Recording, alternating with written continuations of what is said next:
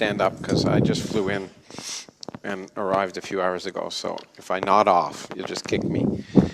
I didn't have much. This is still too loud. Oh, it's Roland. You're breathing. Shall I stop? Stop breathing and we'll be fine. Okay. I didn't prepare a lot because A, I'm tired, and B, I didn't think there was much to talk about. The answer to is religion compatible with science is clearly no. We could just go home. In the sense that the doctrines of the world's organized religions are incompatible with science.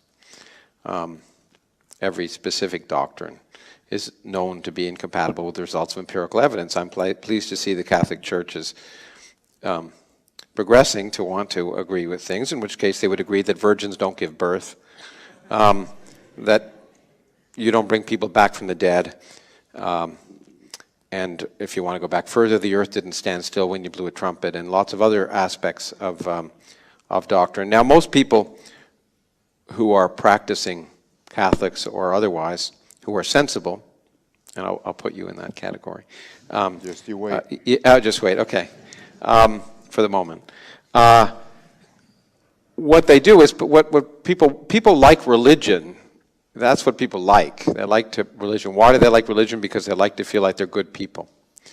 In fact, my friend Richard Dawkins' foundation ran a census in England of the people. Last census in England asked religion, and for the very first time, only slightly more than 50% of the people in England declared themselves to be affiliated with the Church of England. 53%, which is great. It's going down. But they asked those people why they declared themselves, and they said, "Do you believe in transubstantiation? Do you believe in the virgin birth? Do you believe in this?" And the answer was no, no, no, no, no. And they said, "Why are you religious?" And the answer was, "I like to think of myself as a good person," because religion has usurped that notion of morality. But clearly, the only way religion can be consistent with science is to get rid of all the doctrines on which religion is based. Now, the only kind of religion that could be consistent with science is some vague deism, some kind of notion that there may be purpose or meaning to the universe, vaguely. That's consistent because it's not disprovable in a general sense. First, to that one can say, first of all, there's no evidence of purpose or meaning to the universe, so you can't disprove that that is the case, but there's certainly no evidence of it in science. But more importantly, the real thing is, does it add anything? And the answer is, it does nothing. Sure, you can add that, but it doesn't add anything to our understanding of nature. It doesn't add anything to our notions of morality or ethics, which all come from reason. You certainly wouldn't want to base your morality on anything like the Bible, which is probably one of the more immoral books ever written. It's obscene. And that includes both testaments, as far as I'm concerned. No one talked more about hell and eternal punishment than Jesus. Basically, that's my central point, that the doctrines of religion are inconsistent with science, and you can feel free to believe in a creator or some purpose of the universe, but it just doesn't add anything. And moreover, it's completely redundant because, as science has demonstrated, there's absolutely no need for anything supernatural. You can get a universe from nothing, but you can get, the way the universe works is incredibly interesting. In fact, it's spiritual. In fact, the spirituality of science is so much more exciting than the spirituality of religion, and the reason is it's real. Now, it is true. It is absolutely true that science in the Western world owes its existence to the church, historically. Big deal. It's a historical fact. First of all, the church was the only seat of power and money, and therefore education, from medieval times, even before medieval times onward. So it was if you wanted to study science, you had to go to a university which had to be supported by the church, because it was the only seat of power and money. So the fact that there's this early connection between the origins of science and religion is historical, interesting, but doesn't say anything about science. Moreover, the wonderful thing about children is they grow up. So the church is the mother of science. But the great thing about children is they grow up, and the even better thing for some children is they leave home. Parents here who are in that situation parents here who aren't in that situation will bemoan the fact that some children don't leave home. But science originated in the only form of education there was, but it grew up. And then the questions that science asked progressed. The questions that religion asked didn't progress. Because the difference between science and religion is that we don't assume the answers before we ask the questions. We let nature tell us the answers. Now, the claim that it is an absolutely true statement that science and religion coexist because there are scientists who are religious. What does that tell us? That tells us that scientists are human. 40%. It may be that in various surveys, 40% of some scientists claim to believe in some God. In the most elite members of the scientific community, it's much less. In the National Academy of Sciences in the United States, it's less than 10%. But it really doesn't matter. There are actually some scientists who are Republicans. Probably fewer now than there were a year ago. But all it demonstrates is the fact that humans have a capacity for believing two completely mutually inconsistent things at the same time. That's part of being human. We're not fully rational beings. Reason is a slave of passion in that regard. And so the fact that there's some scientists who are child molesters doesn't mean that that's compatible with science either. Those scientists may be priests. But anyway, it is absolutely true that science and religion don't make similar claims about the natural world. Because the scientific claims are right, the religious claims are wrong. They can't be similar. So religion is certainly, and in fact, as St. Augustine would have pointed out, and others, is certainly not, the Bible is not to be read as a book of science. It's a mistake to believe it should be read that way, because after all, it was written before people knew the earth went around the sun. And while it is true that Galileo is celebrated now, we must remember that the church wasn't particularly interested in his science when they excommunicated him. So the idea is that there are theologians, and any sensible theologian must accept the universe for the way it is, and they try and it's called apologetics for a reason, to try and make the religious theology consistent with what we know, and what we know is constantly changing. But what we know contradicts virtually everything in the doctrines of the world's organized religions. So as I say, the only thing you have left is to say there's some vague purpose to the universe. And if you want to believe that, that's fine, but that doesn't add anything. And it's certainly not the basis of science. It's not the basis of morality. And it's just a fairy tale. Thank you. Thank you for that. You were saying that religion adds nothing in this world, basically. Well, there was some good music on the basis of religion that was written. Sorry? I mean, religion was a source of some good music, some good poetry. The Bible has some sex scenes in it and some interesting violence as well. Yeah. But what about people's experience of being consoled, finding meaning and joy, etc., in a religious faith? I mean, don't you think that faith can meet a demand that is difficult to meet within a totally secular context? Oh, well, if you ask, does religion have an excuse for existence? Obviously, it's ubiquitous. Pretty well all the world's cultures have religions. Religion clearly fulfills, at this point, some kind of evolutionary, cultural evolutionary niche that humans are evolved for teleology. Humans evolved to find purpose in things. Good reason for that. It's if the leaves are rustling in Africa, you can assume there's no purpose to that, or you can assume there might be a lion behind it. Those people that assumed there was purpose survived and reproduced. And so humans like to find purpose in things. And often, because the world is violent and unfair, find a need to hope that there's something better. And so religion certainly provides that, but that doesn't make it consistent with the world the way it is. No, absolutely. That's a And different the question is, can you find solace, joy, hope without religion? And of course the answer is absolutely yes. I find the fact that the universe wasn't created for us, that doesn't care about what us and what we want or desire, to give me great solace. The fact that we're here for a short time and will be gone makes every moment more precious for me. So my joy, hope, spiritual wonderment, which comes from looking at a Hubble Space Telescope picture, comes from the rejection of everything that religion defines. So it's clear that religion offers a utility for people. The question is it the only way to get that?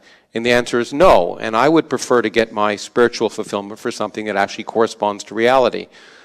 If other people find other needs, that's fine with me, but it doesn't make it intellectually consistent. Thank you. Perhaps Roland would like to come back on the Catholic dogma. I mean, it's clear that the Church has abandoned a certain number of traditional beliefs that were inconsistent with science, but it still seems to cling to some of them. And could you comment, for example, on the faith in miracles, that it's still prominent within the Church? Yeah, that's faith. That is faith, yes. That is well, the what's question faith. Is that not, compatible with a scientific worldview? That's no, why we're here. No, and it's not No? supposed to be. It's not supposed to be. That is what it is to be religious, to believe in something supernatural. So therefore it isn't compatible with science. So it's not incompatible. It would be incompatible if it made some kind of universal claim. Science makes universal claims, and rightly so. Well, actually, it's the opposite. Science doesn't make universal claims. Science constantly changes, which is the great thing about science. As I often say as a theoretical physicist, the two best states to be in are wrong and confused, because those mean there's something to learn. So science, by definition, evolves and changes in the face of evidence. I think that the Church makes universal claims. Anyway. Obviously, the Church makes universal claims, as does science. Scientific laws, approximate truth. They're all approximate. They cannot claim to represent the truth, and any good scientist would agree with that. Yeah, that's why they're not universal. There's no scientific theory that universally applies to the whole universe on all scales. But the claim is universal. The law of gravity supposedly has always been, will always be everywhere. Which law of gravity? Well, any. Newton, Einstein. Okay, so but the claim is that this is a scientific law that is applicable everywhere, always, and always will. No, it's not a claim.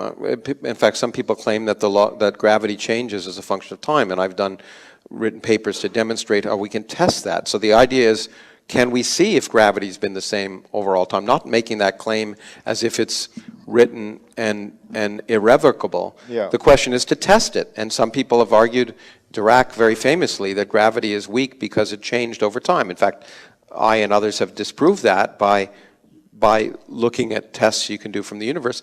But I don't think there's any claims of universality. I think that's a really important difference, that science does not claim any universal truths, but religion does without any justification whatsoever. So when you talk about a change in gravity, against what background? Just flipping a coin, or against some kind of scientific mechanism and laws? Or why does it change? Just because it wants to?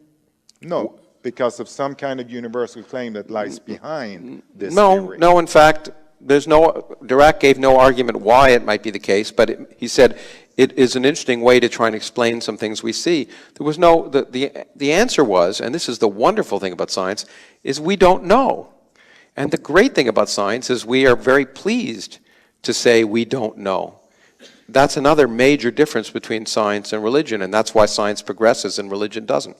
Well,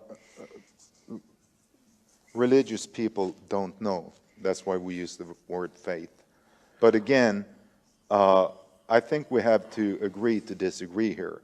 I claim that science makes universal claims against a background of knowledge that science evolves as far as the growth of knowledge.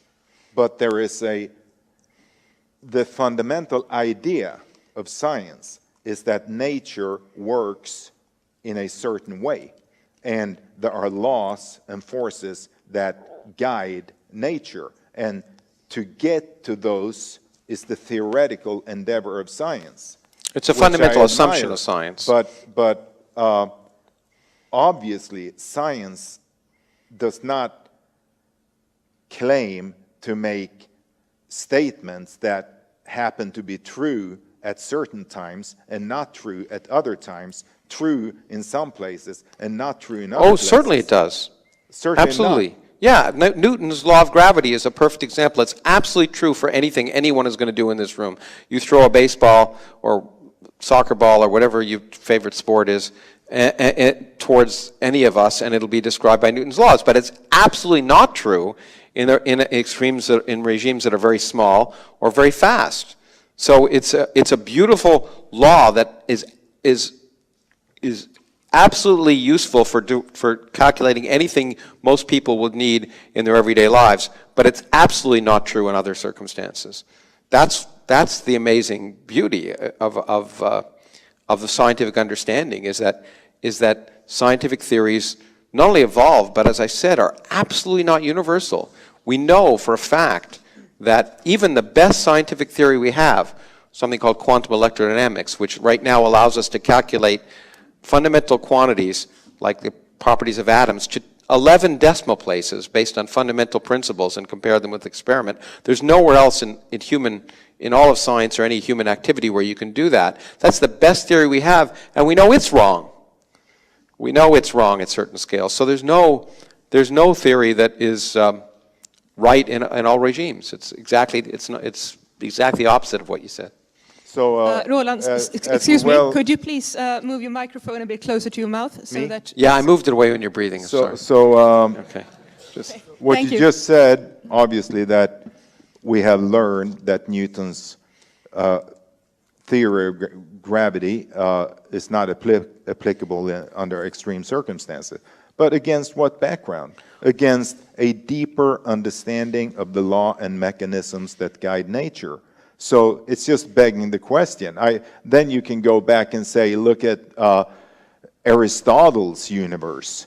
Obviously, that was not true. Hence, science is not making any universal claims. Aristotle made universal claims. Well, Aristotle wasn't a scientist in the modern sense. As did Newton, as did Einstein, Aristotle as did also quantum claimed physics, Right. etc. But there's a big difference. Aristotle claimed that women had this. Science is constantly striving towards revealing the forces, the mechanisms that guide nature, and it's inherently making universal claims. But you confuse that statement with that scientific knowledge is evolving, which is obviously true, and it will keep on evolving. But that is something else compared to saying that science inherently make universal claims. Well, I couldn't even understand what science would be if it didn't make universal claims. No, look, I think you're confusing claims and assumptions. The point is that science is governed by empirical evidence. So you're right, we have to make assumptions in order to make progress. So we assume, for example, that there are laws that you can determine that describe the way the universe works, and then we go out and see if there are. We test them. And they work. So that tells us that assumption is a reasonable one. But we continue to test to see if those laws are even constant in time. So the point is that science doesn't make claims, it makes assumptions. And those assumptions are tested. And nature determines what is true or false, not scientists. We don't get ordained. We get a PhD. But that doesn't mean anything. That doesn't give any authority. There are no scientific authorities. Authority is an anathema to science. Again, it's the difference in religion. Scientists are fallible. The Pope is infallible, but of course, just listen to the Pope, and you realize that that's a fallacy. And I must say, I'm very happy that the Pope is coming here to celebrate the 500th anniversary of the Pope being thrown out. I think that's a wonderful, wonderful irony. So there are no authorities. There's no statement of science that cannot be questioned by a beginning graduate student or a high school student or anyone. And that's the other feature. We don't need a set of doctrines which we all agree to. In fact, what scientists do on a daily basis is try and go out and prove their colleagues wrong. If you really want to if you want to come here in December, the way you do it is by proving your colleagues wrong. You discover something new and exciting that changes our view of the universe. And so I see it as a totally different direction. Now, when you say faith, I understand. So miracles are an act of faith, but miracles don't happen. So that faith is misplaced. So what does that mean? Well, first of all, science, you said, builds on empirical observation. Mm-hmm. Well, that's not true.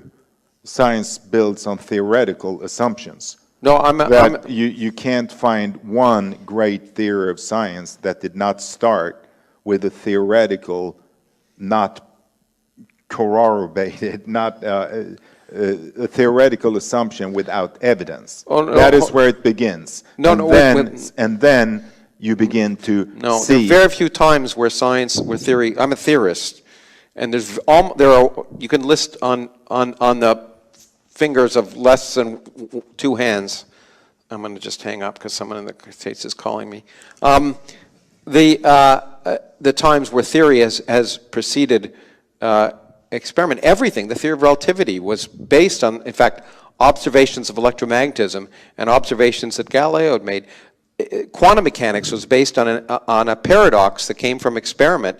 Theorists are almost always behind the times. They're driven by experiment. And in fact, in the absence of experiment, theory flounders. That's part of the problem with particle physics, the field the basis of many of my studies, is the fact that we have been lacking empirical direction, and you find that theorists begin to hallucinate. And what we need it's exactly the empirical evidence that forces the thinking of theorists.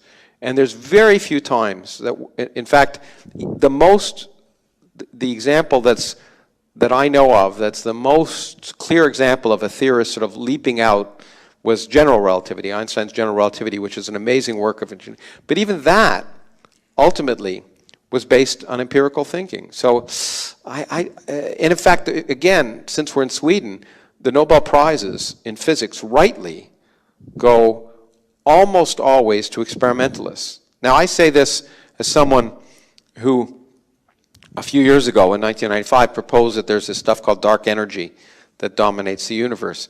And it was very heretical, which is why I proposed it. And it was the only way to agree with the data. It was just crazy. 4 years later, some observers came up and discovered that was true. Who won the Nobel Prize for that? The observers.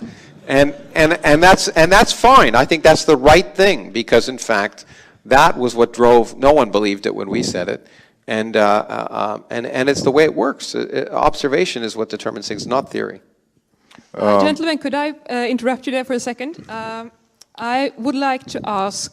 I would like to just briefly answer or comment. Please answer on that. briefly, and then I'll get back to my question. The fact that the Nobel Prize often goes to experimental physicists obviously has nothing to do with whether theory comes first or whether empirical evidence for theory comes first. If a physicist is brilliant in proving a theoretical assumption, he or she is worthy of the Nobel Prize. It has nothing. It happens every now and then. Nothing logical to do with whether theory or empirical evidence come first or second.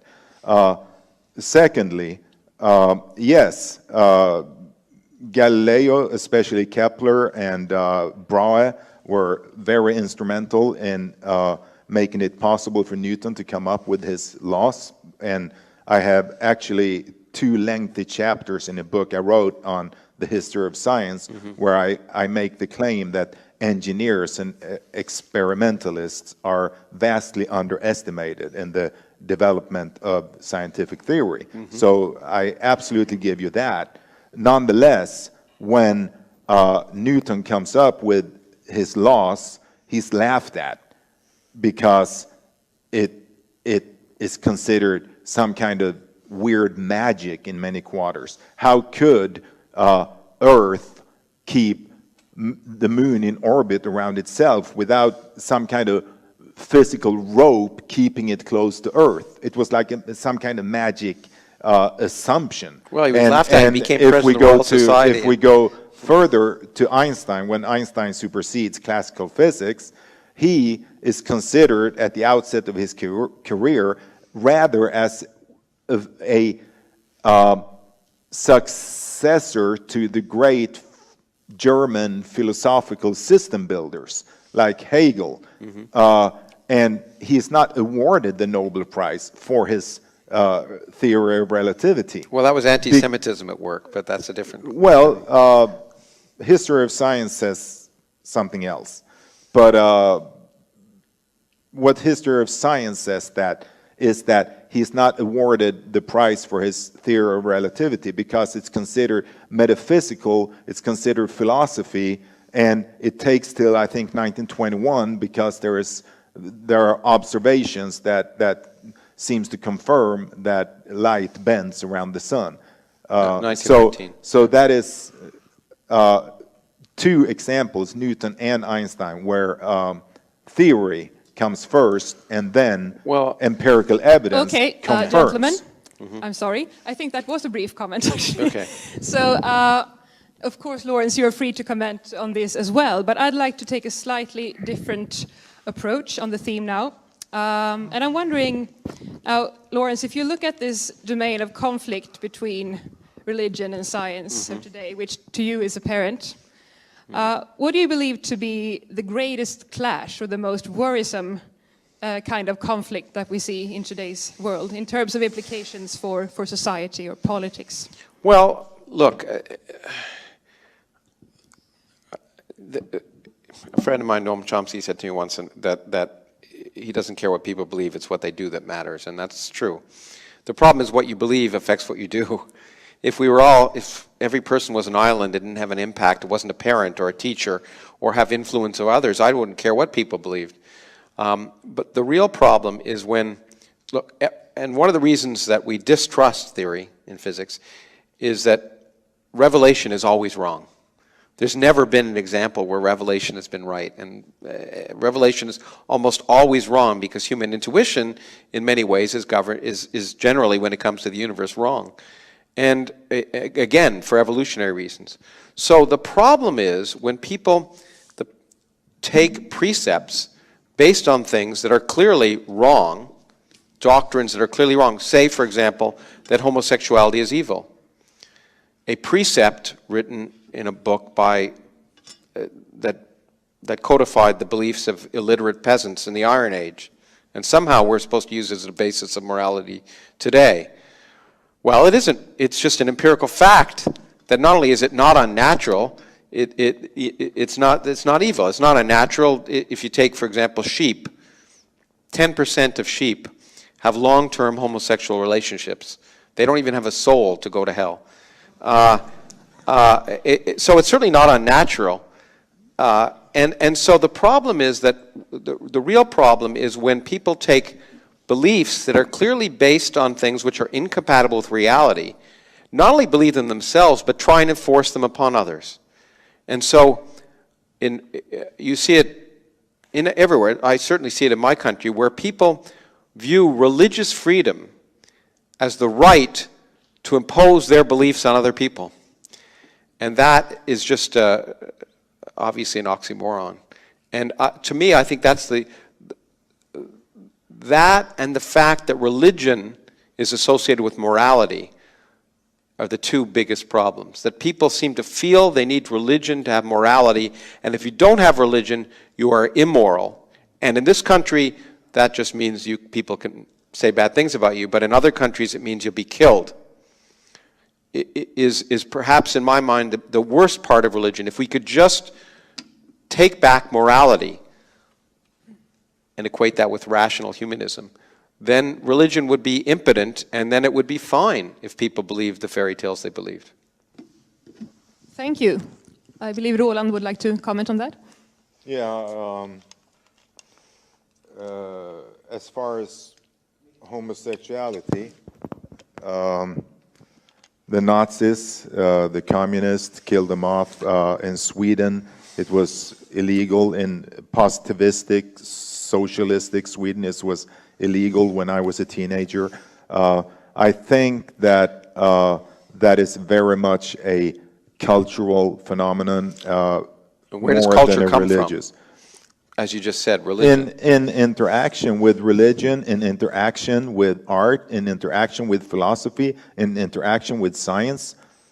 Or is it your opinion that culture comes from religion only? Well, I think you just said the basis of the Western philosophical basis comes out of religious backgrounds, and that's pervasive and long-lasting, and you're absolutely right that distrust of homosexuality has persisted in many. I mean, in many places where religion it wasn't manifest, but its origins, after all, come from the Bible. At least in the West, they come from the Quran and in other parts of the world and other religions, other things. So I think you would agree that the basis of, because religion was so pervasive in Western intellectual thought, that it has long fingers, and those persist today in many areas of human thought. I'm not disagreeing with that the discrimination of homosexuals has philosophical roots. Yeah, and they're not in science. I would be a dunce if I did.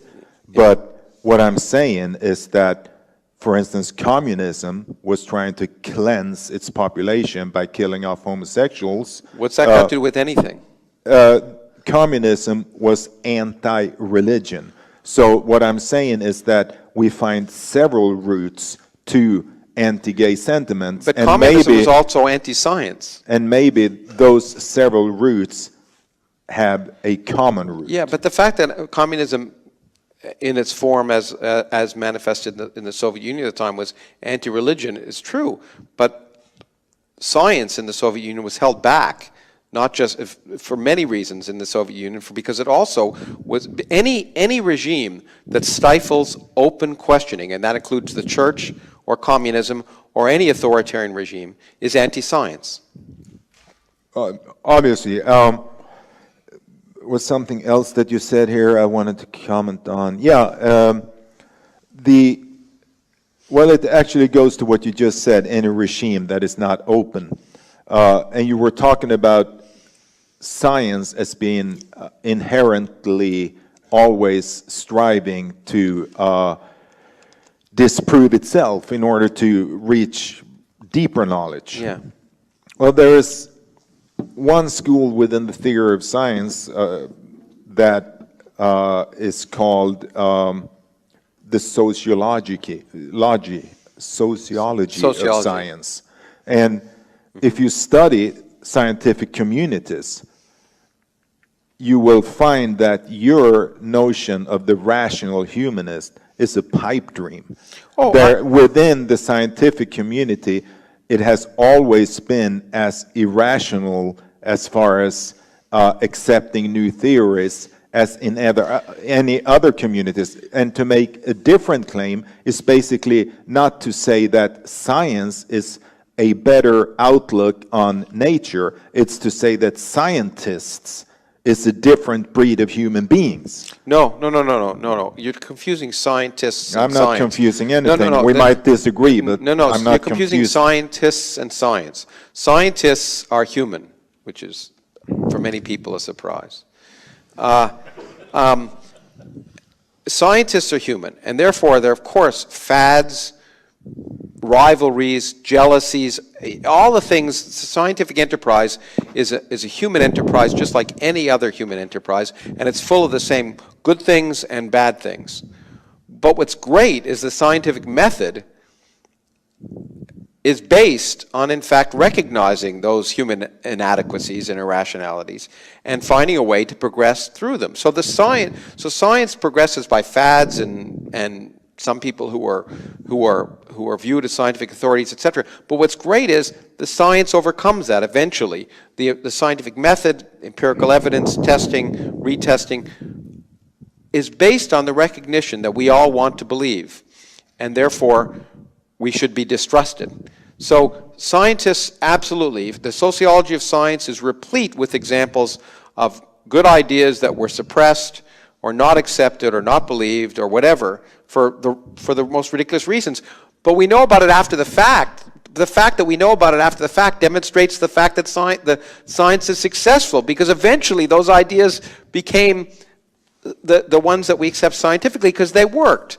And that's ultimately what happens in science. It rises above the level of humans because it recognizes that scientists are human. There's an interesting distinction you make between science and scientists.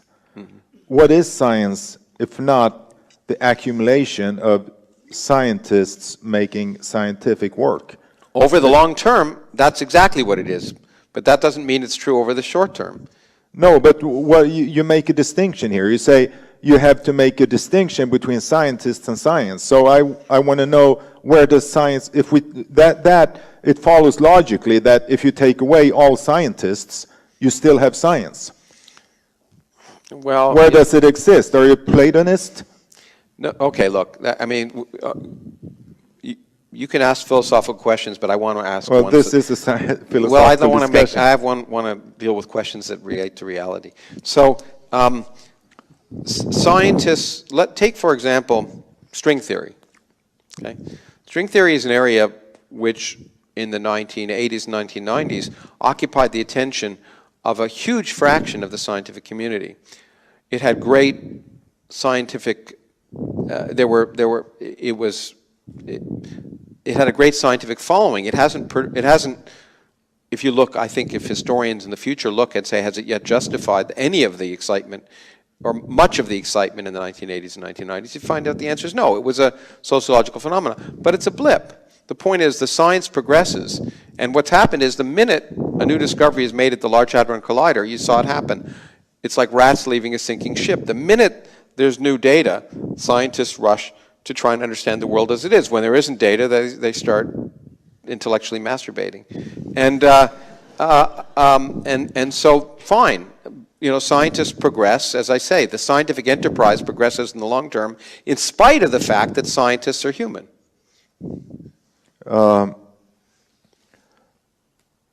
You said, I want to talk about reality. So I want to ask you one more time. Mm-hmm. You make a distinction between science and scientists. I presume that you do not make a distinction between what exists and what does not exist. I presume that you're making a distinction between two things that exist. My distinction between science and scientists is the same. Where does science exist? If we kill off all scientists in the universe, if you make a distinction by the two, we would still have science. Where is it? Science is my point with this, let me just, before you answer, my point with this is not to make some kind of Platonic, philosophical, scholastic argument. My point is to bring home the point that science is inherently a human endeavor, and because of this, it inherently carries with it all the human weaknesses all the time. Well, science is a human endeavor. Science is what scientists do over time. Now, but that doesn't mean, but the fact that science overcomes, that the history of science is replete with examples of red herrings that have been occupied a lot of people for a long time and then are later discarded, is the beauty of science. It's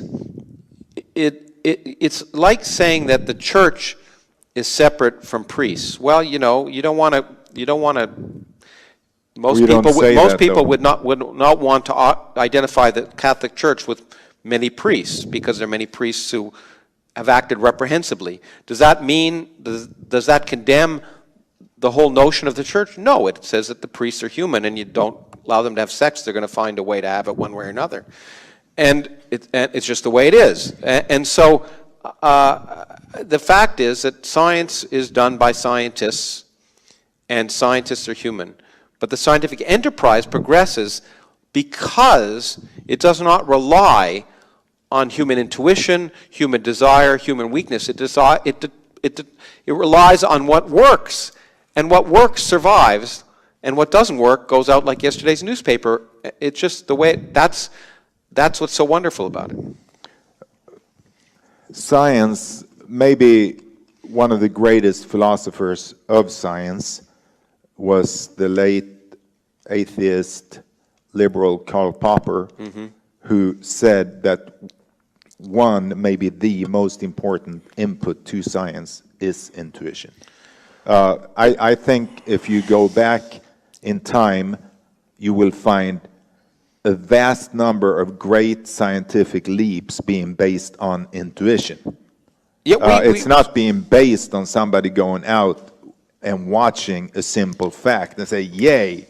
It's being based on intuitive leaps by scientific geniuses. Well, first of all, you build up scientific intuition. The reason we train students in science and force them to do these incredibly boring problems that turn most people off science is to try and build up some intuition so that later on your intuition may be reliable.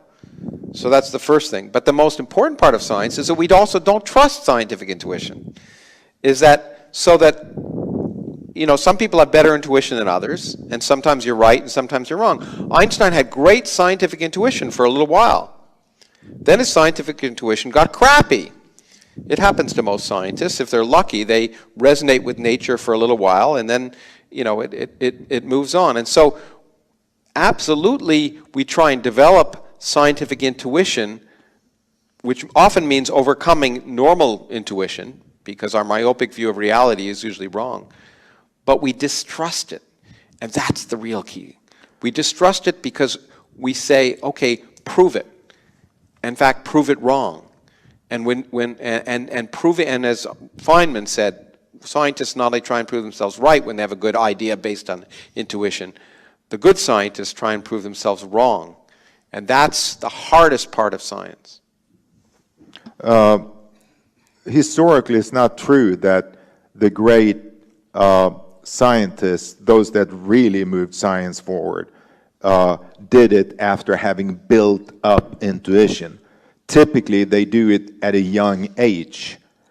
Well, so it's some kind of intuition that is really inexplicable from some kind of empirical or psychological point of view. By that, I don't mean that it's some kind of religious insight. I'm just saying that most great scientists, they come up with their intuitive leaps at a young age. Well, not when they're 15, when they're 25. Einstein was a child when he thought of how would it be if I was on my bike trying to raise a ray of light. Well, he wasn't a child. He was 16. But the point is, definition of child. Well, but the point is, he actually thought about it because he'd studied Maxwell. The point is, he'd actually built up intuition because if Maxwell hadn't existed before Einstein, Einstein wouldn't have had those questions. And so Einstein studied, and by the time he was 16, already begun to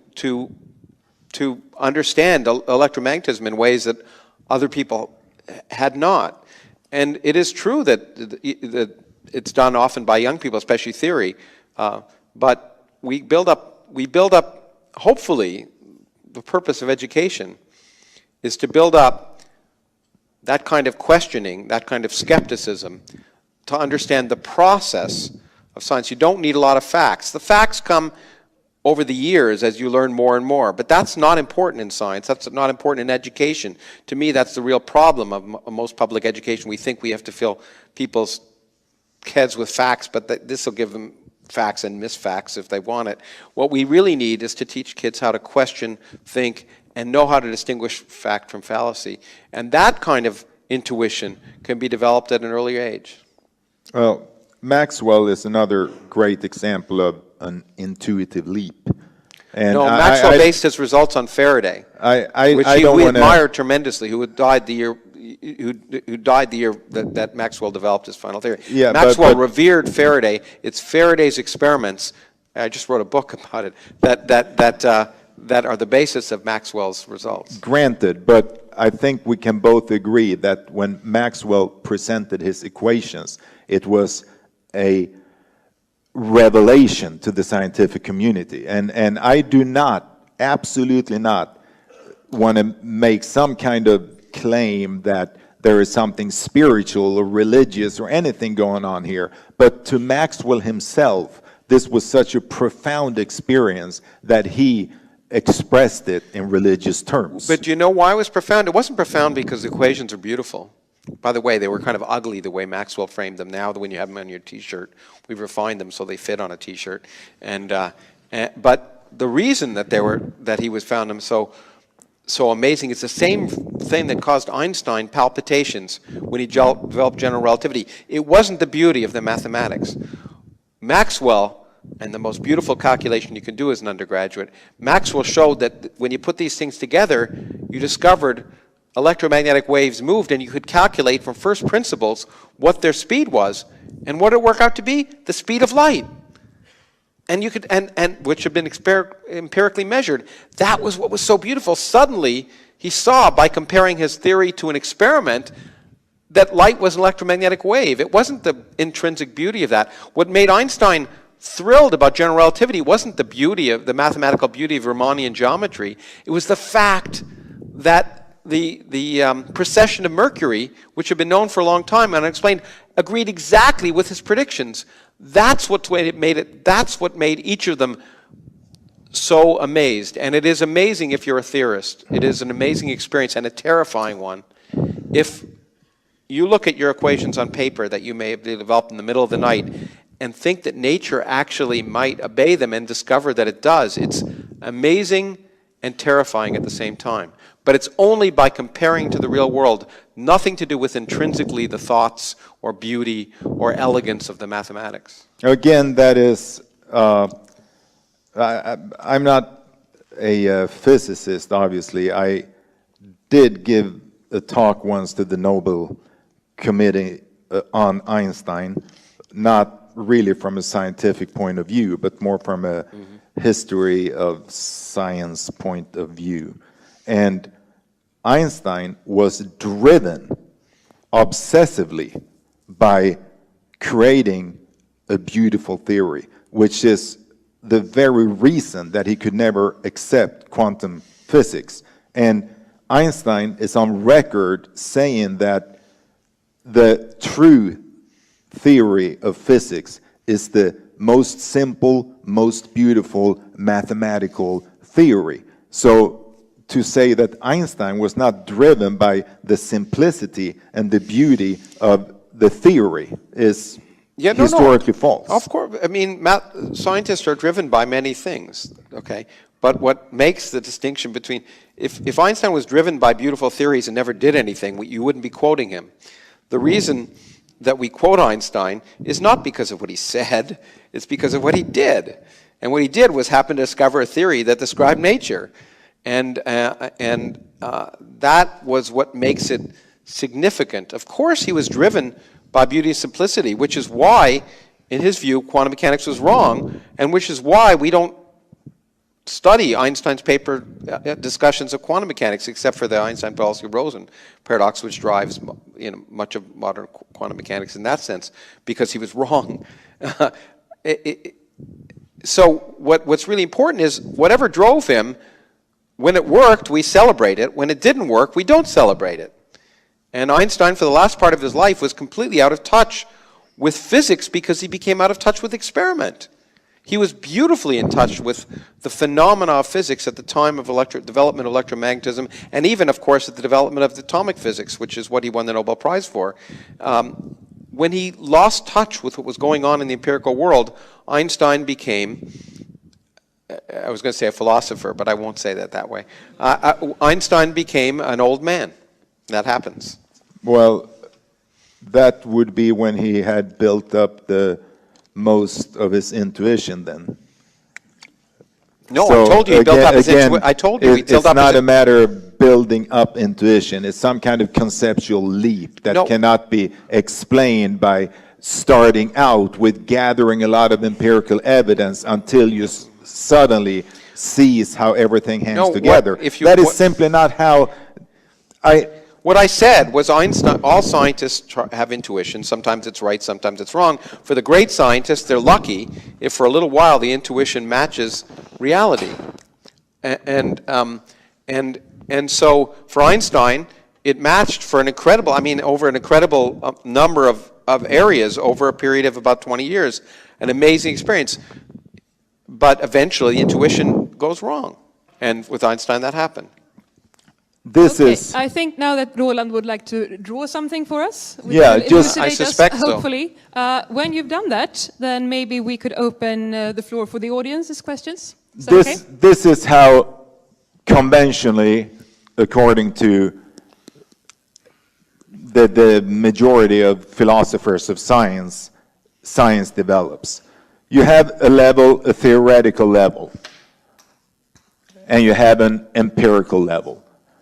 Somebody comes up with an idea here, and now it has to be tested.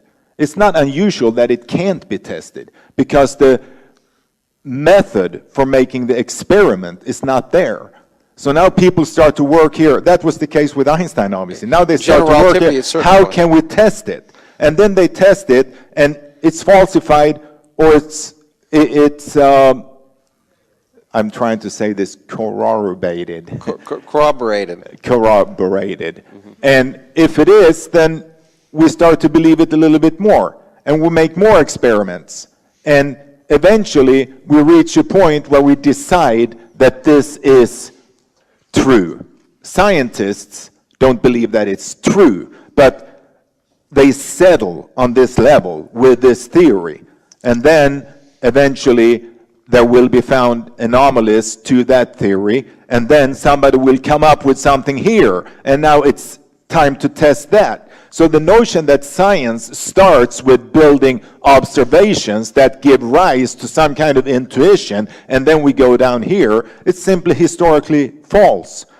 Having said that, this level is vastly underestimated in the history of science. I absolutely agree with that. But the structure of scientific progress is it starts out with theoretical leaps that then will be tested. As far as Einstein, driven by beauty, and that not being significant, of course it's significant. Well, that is we the should- very assumption of science, that universe and nature has an order, which we could call The assumption of beauty. science is that nature has an order which we can try and explore by experiment and theory. Look, we should get to the audience, but I'll just say one thing. I think you're too influenced by Einstein. The point is that take gravity, take Kepler and Brahe, who were based on observation and discovered ellipses, that the planets worked in move in elliptical orbits ultimately, which was the basis of Newtonian gravity. Take quantum mechanics, where it was discovered not just that there was that ovens produce light that is inconsistent with all theory at the time, but in fact when you shine light on metals that there's inconsistency. In every area I know, what happens is there are empirical paradoxes that drive the thinking of scientists, and when scientists divorce their theories from experiments that happened before, you find that's the problem. But in any case, none of this relates to the compatibility of science and religion, but there is a healthy relationship between empiricism, empirical evidence and theory, and whether and how you want to frame it, I think, is irrelevant to the question. Yeah, well, Brahe, he basically was only an experimentalist.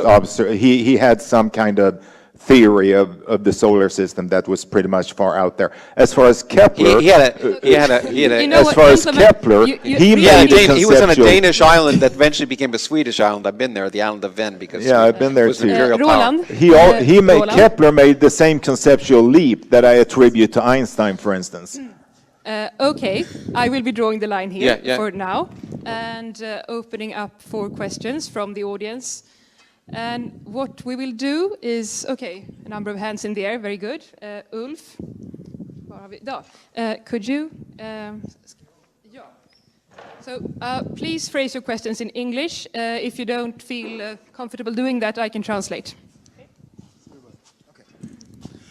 Okay, I have a question for Roland, but I'd like a comment also from Lawrence after you answered. Lawrence said something like, miracles is not compatible with science, and then you said, well, that's why we call it faith in miracles. Mm-hmm.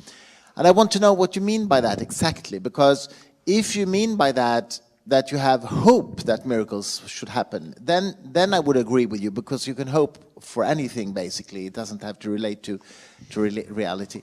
But if you mean by that you think that miracles actually happen, then it's a ontological cognitive claim of truth, basically, and that is obviously not compatible with science.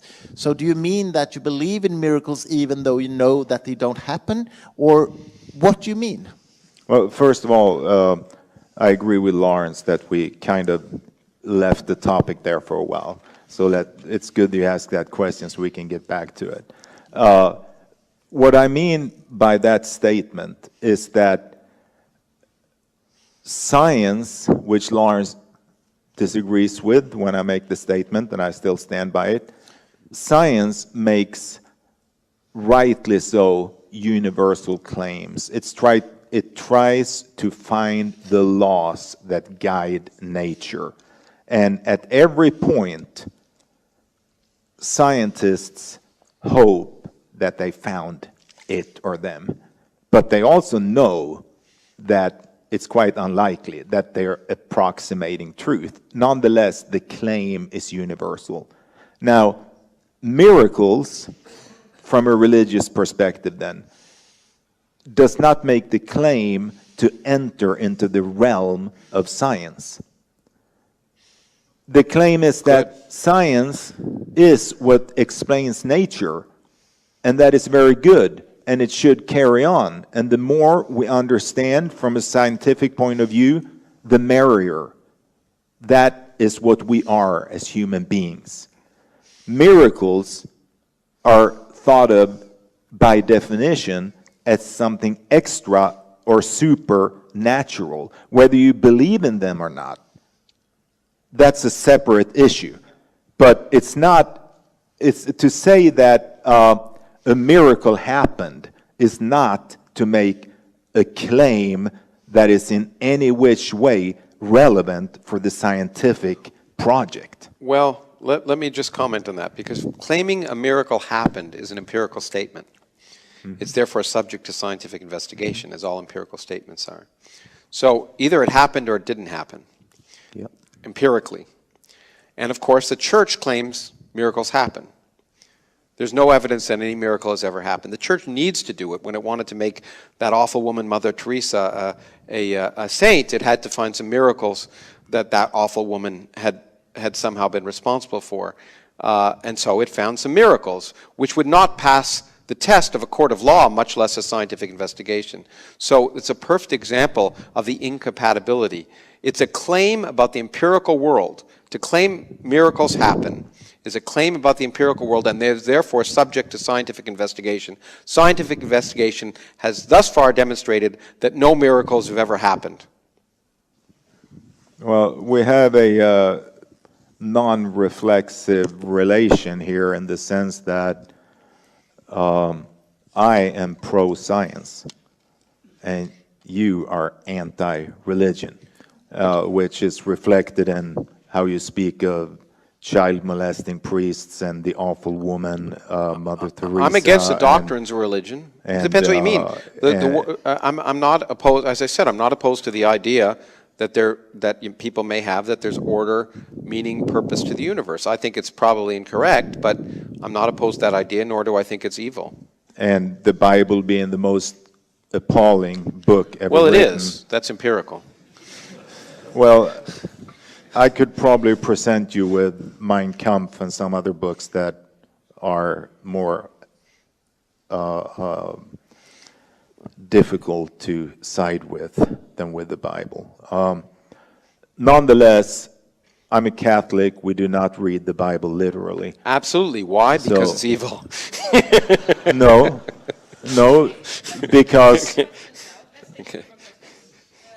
so I think that I must be allowed to address this. No, because the Catholic Church believes that human beings wrote the Bible, human beings are imperfect, as opposed to, for instance, Islam, where they believe that the Quran is actually words of God and not human beings. Absolutely, because so the of course the but that's Bible only would 'cause the- reflect the weaknesses of human beings. That's the church now. That wasn't the church in the 12th century or something. No, but that's but okay. we're because here it's now, 600 aren't we? years. The Quran is 600 years later, so it's just a little bit behind. But you're absolutely right. Now that the only Science difference 50 between years Judeo ago wanted to sterilize people in order to cleanse our race. but we're here now. We're not talking about the main what difference happened. in the Judeo-Christian religion and Islam right now is exactly the point you make, is that somehow every word of the Quran is taken to be absolutely true, whereas no one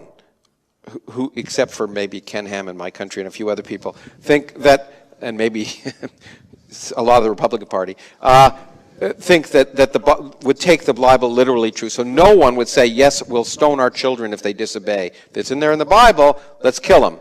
It's just not the way it's done that way. You're right. The church, because it's older, it's progressed and realized that many of the admonitions That in the is Bible also are wrong. historically incorrect. If you go back to the church fathers during the 5th and 6th century, there are very profound discussions about how to interpret the Bible. Of course there are.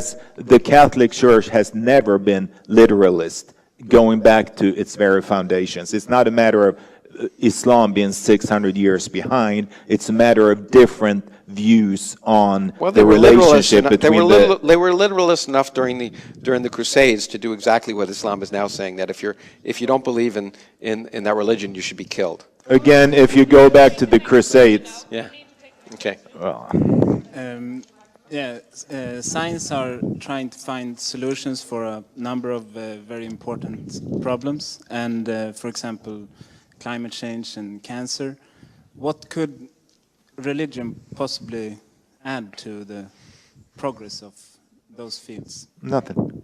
Of course, religion is not involved in trying to find a cure for cancer, but religion could be something for people to hang on to maybe when they are sick with cancer, as I am, for instance. It can be supportive from a personal, spiritual point of view, but it's the scientific endeavor and the scientist's task, as it were, to find a cure for cancer. Religion would never make that claim unless you go to nature religions where they dig down a stone under the big oak at midnight when the moon is full.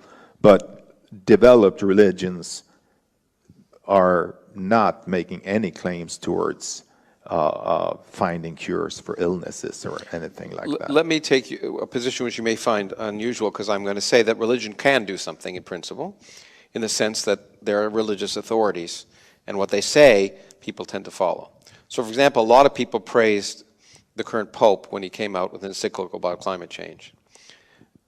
So, in principle, he could have a positive effect on the world, in principle, by pointing out that this is a problem that the church, of which he is the leader, takes seriously. So the church can do things that benefit, and there have been examples where it has, and many examples where it hasn't. And so it can have a positive effect because people obey or people listen to those authorities. In terms of developing the knowledge of climate change or the knowledge of cancer or anything else, of course the church and theology can't do anything about that. There's no knowledge has been developed by theology in the last 500 years.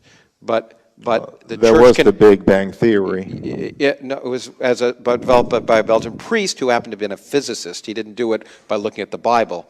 But anyway, so the point is that the church can have a positive impact, but only because people listen to it.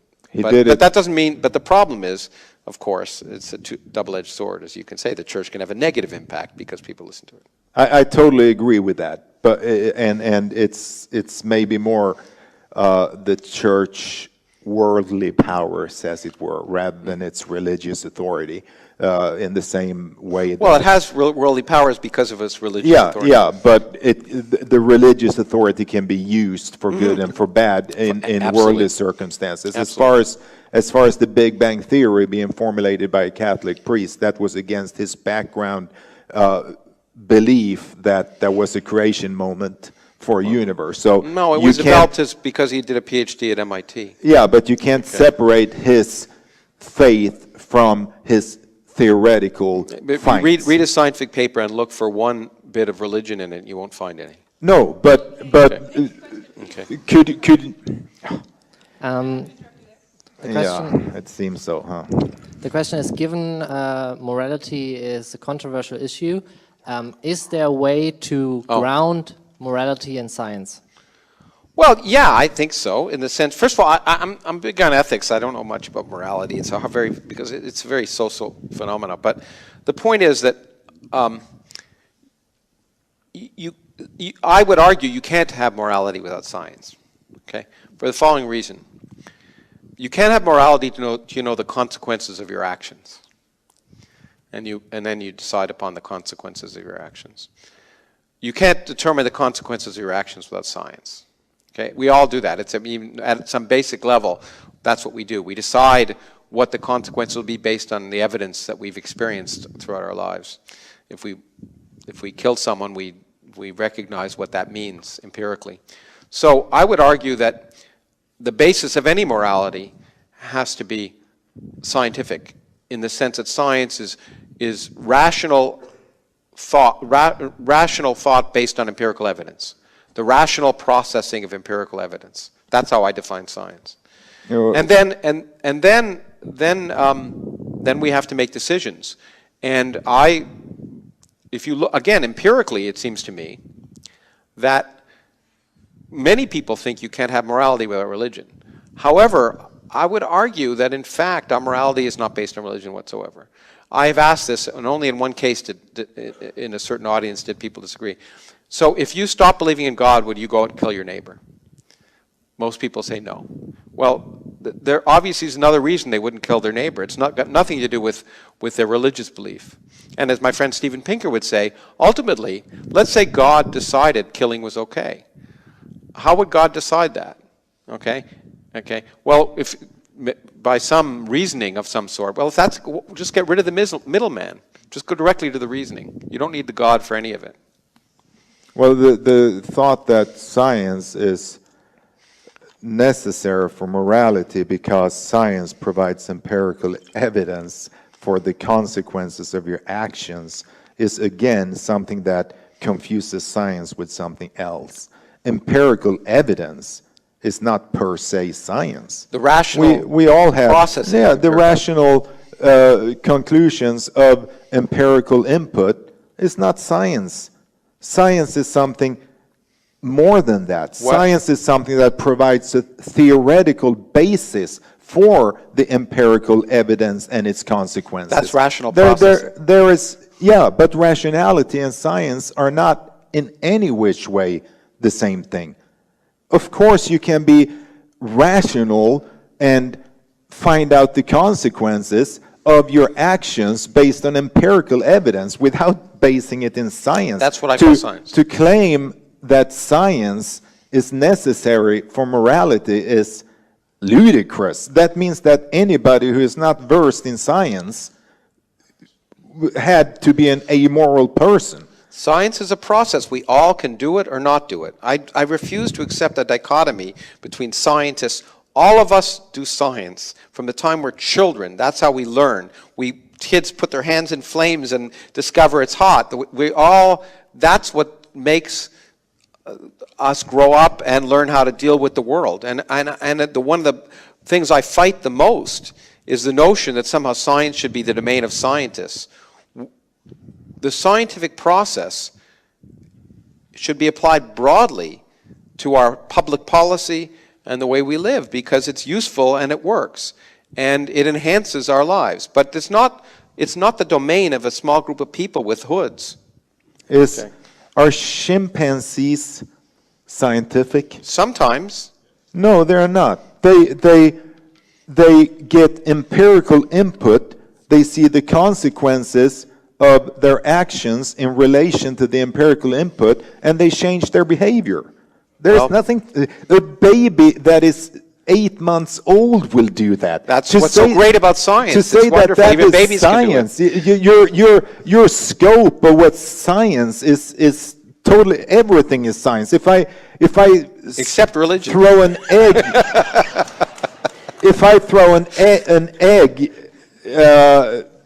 on the floor and it breaks, that's not a scientific experiment. Oh, sure it is. They do it in public schools. Of course not. Yeah, no, you can do a lot with that. It's a great scientific experiment. In fact, you want to do a really neat scientific experiment? Take an egg and find beautifully lush grass and throw it up as high as you can and watch it bounce. It won't break. It's a beautiful experiment. Do it. Yeah, it is empirical evidence that will teach you something. Yeah. But it's not science. You know where science kicks in? No, it is science. No, it's not. Where science kicks in is when you ask yourself, why is that? Of course. That is where science. But and what you're then I make talking predictions about the future, but it's the basis of science. What you're talking about is just stimulus and reaction. No, it's Basically. rational thought applied to it, saying, okay, I put my hand in a flame, it burns. Okay, can I generalize based on that? That is where science comes in. Okay, well, that's what babies can do. When you ask why. Babies generalize based on that, and so do chimpanzees. Yeah, but they do not. I mean, theory is Greek for insight. Well, it's Greek to me. It's Greek to everybody. Okay, theory is a Greek word. Okay, for but it's insight. words. I don't care about the words. No, I To agree, not to totally agree on this one. Yeah, but that's it. Do we have time for one more question? Yes, okay. Hi, Roland, at the beginning of the evening, you explained why you felt that, for you personally, science and religion were compatible, and that also increased scientific knowledge actually strengthened your faith. And I'm really interested in that, particularly with relation to Catholicism. Firstly, because that's the complete opposite of my experience with Catholicism. It certainly did not strengthen my faith. But also because the Catholic Church is often held up as a good example of how these two things can coexist, since, as you point out, it doesn't treat the Bible as factual, it accepts evolution. But how far can that go before it actually negates the faith and just ceases to have any meaning? Because, for example, if you look at evolution, it's very nice to accept that, and, you know, because you should, because it's true, and it certainly makes you sound more rational and intelligent and credible. But if you take away that and you treat the Genesis account as completely non-factual, then you no longer have the fall of man, you no longer have original sin, you no longer have limbo, you no longer have this huge basis of guilt that is the entire foundation of Catholicism. So how far can you take it before it just ceases to have no point at all? yeah, I don't really see how science could disprove religious faith.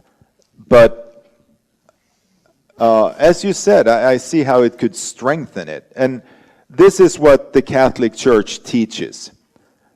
It says that there is only one thing that one conclusion that is relevant for science that we can reach without science. And that is that there was, and before you start throwing things at me, let me explain it further. There was a creator. Now, this should not be confused with that Earth was created 6,000 years ago in 6 days or anything. It fully accepts the Big Bang Theory, and if science takes it further, it will accept that. But the idea is that nature exists. There was a point in time, was a complicated way of expressing it, when nature came into existence. Now, when nature came into existence, that is when the laws of nature came into existence. There weren't laws of nature prior to nature.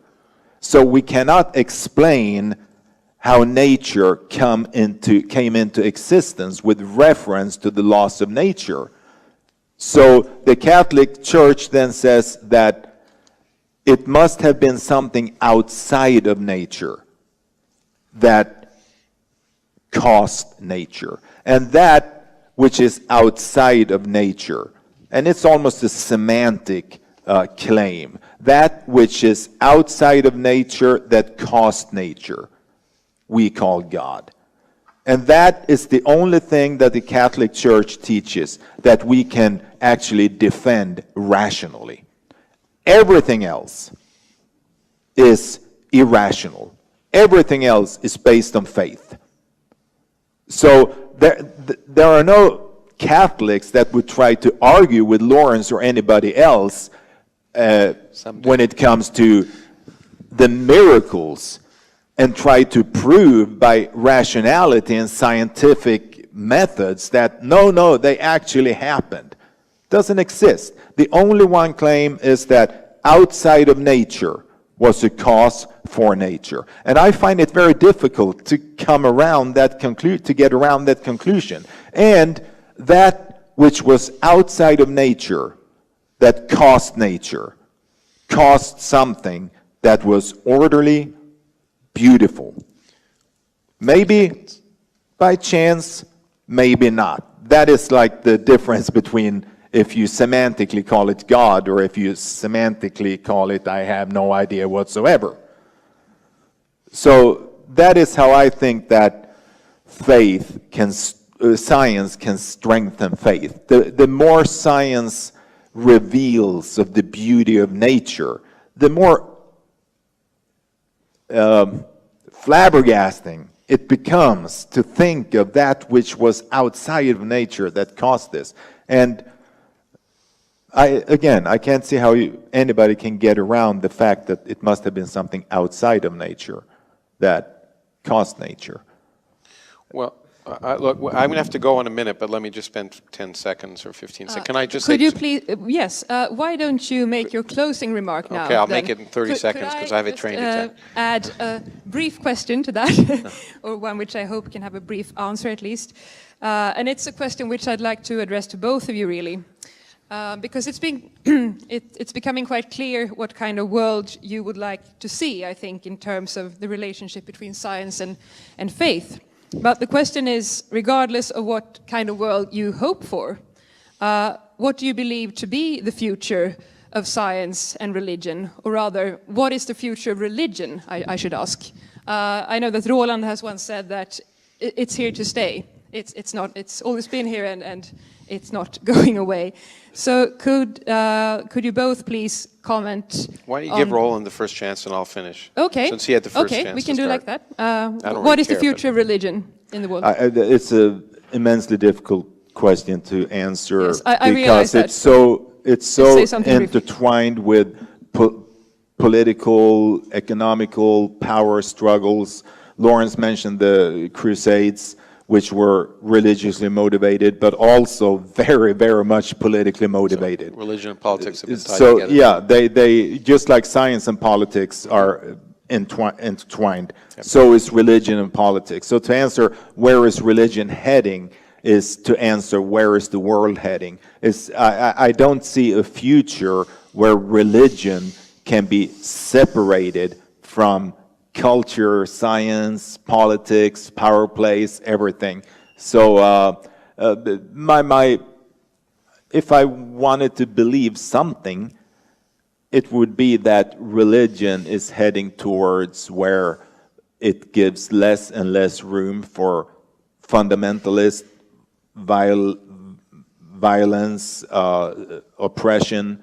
I think that if we were to look at history and draw out the line, we would see that religion has moved in that direction, and hopefully it will continue to do so. But again, everything else will determine that also. Okay, thank you. That's a very hopeful perspective. Can I? Yeah, Sure, okay, yes, please. Good. And no more questions after this. Okay, good. So I'd like to, okay. First, I don't make any predictions about anything less than 2 trillion years in the future, okay? It's just a policy for mine. First, it's easier to do that, and secondly, no one will be around to test them, so I can do. However, it is an empirical fact that in the first world, religious belief is at least people identify religion as decreasing. You could draw a line and argue that it'll go to zero at some point. It's very difficult to do, not because it's so ingrained in our institutional framework, but there's no doubt that religious beliefs are decreasing in the first world. Whether that happens universally will depend on a lot of socio-political issues that I can't describe. But what is amazing is that somehow, correlated with education, is a decrease in religion, which is one of the great things about education. I just want to add one thing, though, at the end, which I think is really important, this supernatural thing. Okay, that's part of the problem. Is that the church, of course, bases its ideas on notions that are ill-defined because it didn't do science. So what did they mean by nature? So outside of nature, well, if there are many universes, then you can say outside of nature is outside of our universe. And then the point is that you have to make your definitions be based on what we're learning about reality, and it's science as it's providing it. That's why I wrote a whole book, to show that you don't need anything supernatural to create a universe. And moreover, the notion of cause, which is so central to religion, is potentially irrelevant. Because, for example, if time began with the Big Bang, there was no cause, because cause and effect require a causal relationship. If time began with the Big Bang, then our way of thinking about the universe has to use different concepts. We may not like that, but we're forced to. And certainly the reaction, for example, into my last book, about what we mean by nothing, people object to it because they don't like it. But changing our definition of reality is called learning, and that's what science is all about. I have to go. Thank you. Okay. Thank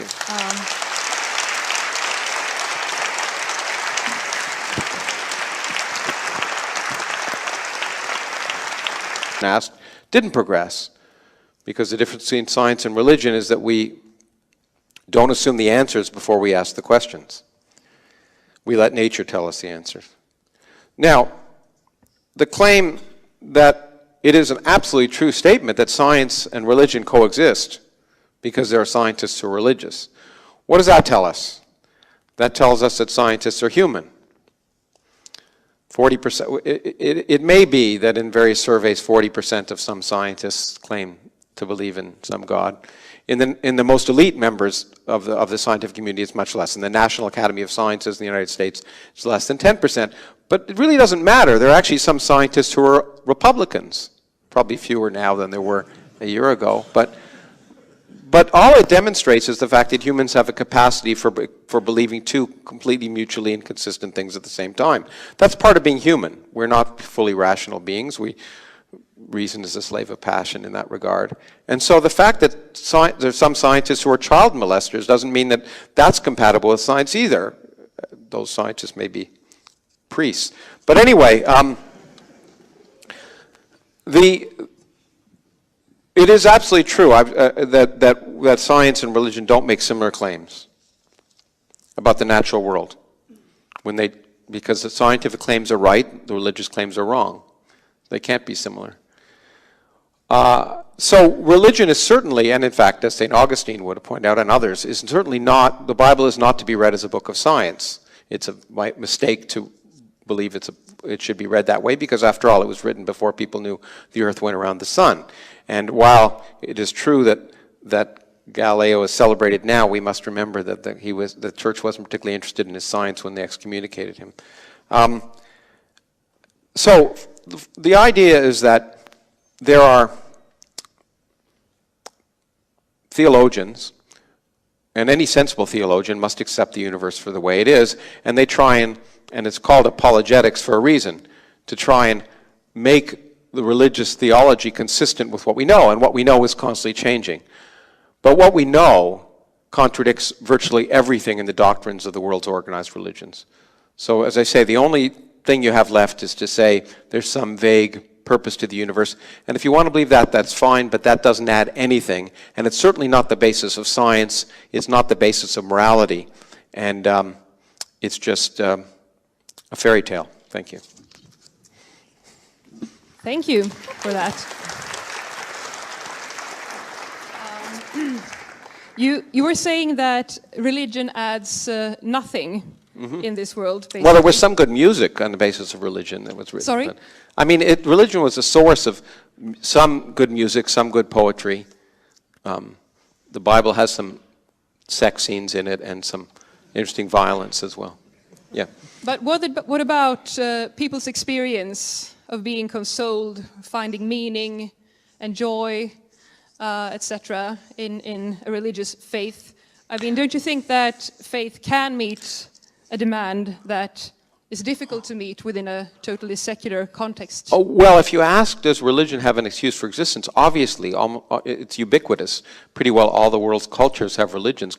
Religion clearly fulfills, at this point, some kind of evolutionary, cultural evolutionary niche that humans are evolved for teleology. Humans evolved to find purpose in things. A good reason for that.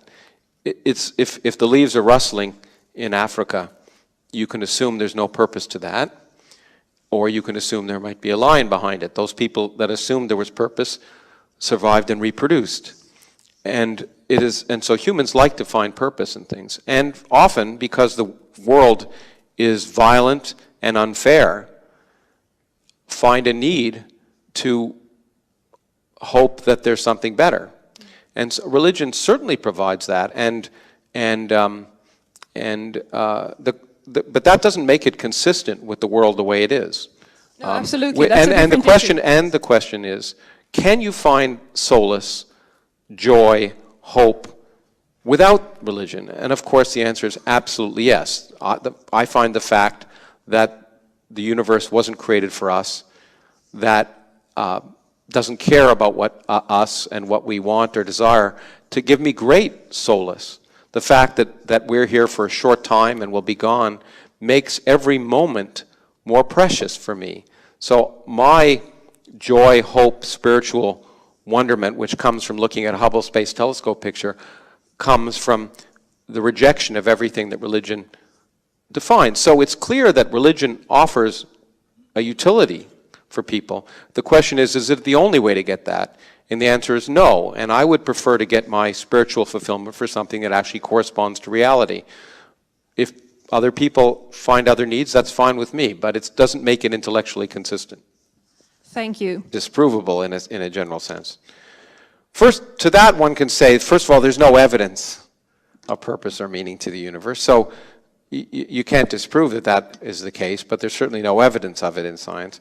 But more importantly, the real thing is, does it add anything? And the answer is it adds nothing. Sure, you can add that, but it doesn't add anything to our understanding of nature. It doesn't add anything to our notions of morality or ethics, which all come from reason. You certainly wouldn't want to base your morality on anything like the Bible, which is probably one of the more immoral books ever written. It's obscene. And that includes both testaments, as far as I'm concerned. No one talked more about hell and eternal punishment than Jesus. Basically, that's my central point, that the doctrines of religion are inconsistent with science, and you can feel free to believe in a creator or some purpose of the universe, but it just doesn't add anything. And moreover, it's completely redundant because, as science has demonstrated, there's absolutely no need for anything supernatural. You can get a universe from nothing, but you can get, the way the universe works is incredibly interesting. In fact, it's spiritual. In fact, the spirituality of science is so much more exciting than the spirituality of religion, and the reason is it's real. Now, it is true, it is absolutely true that science in the Western world owes its existence to the church, historically. Big deal. It's a historical fact. First of all, the church was the only seat of power and money, and therefore education, from medieval times, even before medieval times onward. So it was if you wanted to study science, you had to go to a university which had to be supported by the church, because it was the only seat of power and money. So the fact that there's this early connection between the origins of science and religion is historical, interesting, but doesn't say anything about science. Moreover, the wonderful thing about children is they grow up. So the church is the mother of science. But the great thing about children is they grow up, and the even better thing for some children is they leave home. Parents here who are in that situation parents here who aren't in that situation will bemoan the fact that some children don't leave home.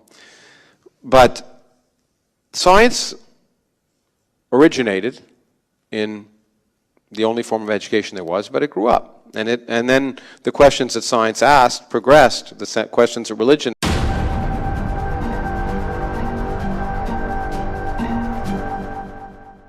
Stand up because I just flew in and arrived a few hours ago, so if I nod off, you'll just kick me. I didn't have much. This is still too loud.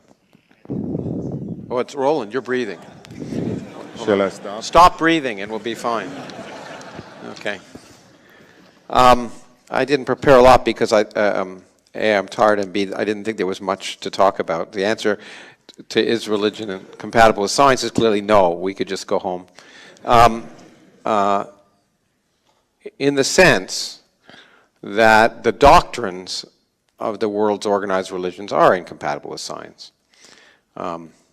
Every specific doctrine is known to be incompatible with the results of empirical evidence. I'm pleased to see the Catholic Church is progressing to want to agree with things, in which case they would agree that virgins don't give birth, that you don't bring people back from the dead, and if you want to go back further, the earth didn't stand still when you blew a trumpet, and lots of other aspects of doctrine. Now, most people who are practicing Catholics or otherwise, who are sensible, and I'll put you in that category.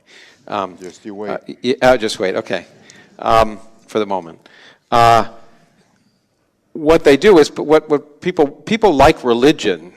That's what people like. They like religion. Why do they like religion? Because they like to feel like they're good people.